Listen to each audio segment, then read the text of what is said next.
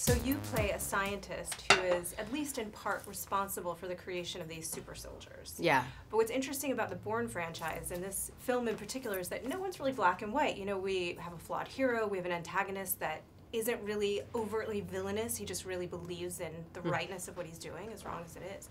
But your character's maybe the most interesting to me because she doesn't even question what she's doing until the events force her to do so. Is that what drew you to the role?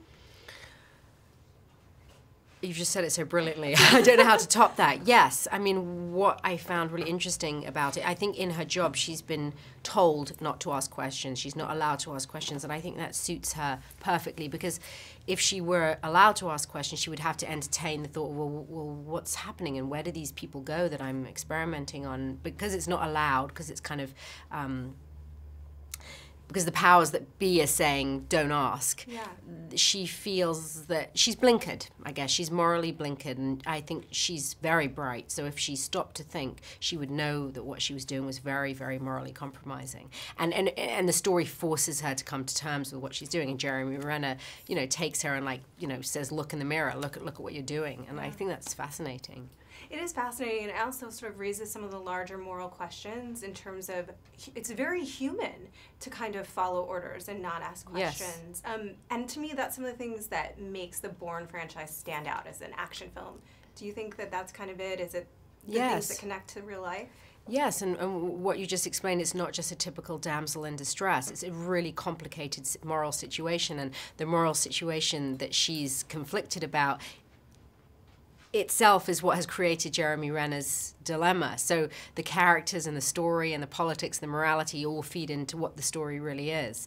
Yeah. So it's really tightly, beautifully written, and you know, obviously there are incredibly exciting chase sequences and great action, but the actual substance of the stories raises really interesting questions. Like you say, that people follow orders, that people don't want to have to think about things, and it's human. It's human not only to follow orders, but also she's very gratified by the fact that she's doing this really exciting science. She's highly paid, she's at the cutting edge of science, and I think her ego's like, well, I'm not going to ask questions, I'm just going to get, you know, high off this incredible work. And I spoke to a lot of women scientists, and they said that they get, well, they didn't have to be women, but scientists, and they said that, you know, research, doing cutting edge research is so exhilarating. So I think she's exhilarated by her job. Yeah.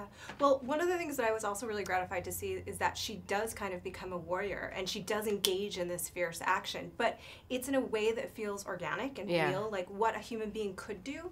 How, and I was wondering, with working with the stunt coordinators, how do you strike that balance between maintaining sort of who she is, she's a scientist, she's not a soldier, and being able to physically do the stunts? Do they pull you back a little bit, or how does that work? Mostly, great question, mostly the stunts, I did them to the best of my ability, and I didn't have to train as a, I'm not playing a superhero, so I just did them as I would do them. So I think maybe it looks real because I'm not a superhero, I'm just kind of pretty regular. I mean, I have a reasonable level of fitness, like go to the gym a couple of times a week, but haven't got great physical gifts.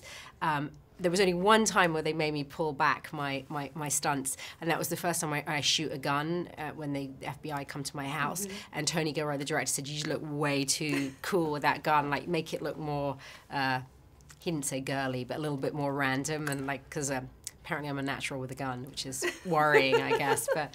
I think it's kind of awesome. All right, thank you so much. We're looking forward to seeing this on AMC screens. Thanks. Nice to meet you.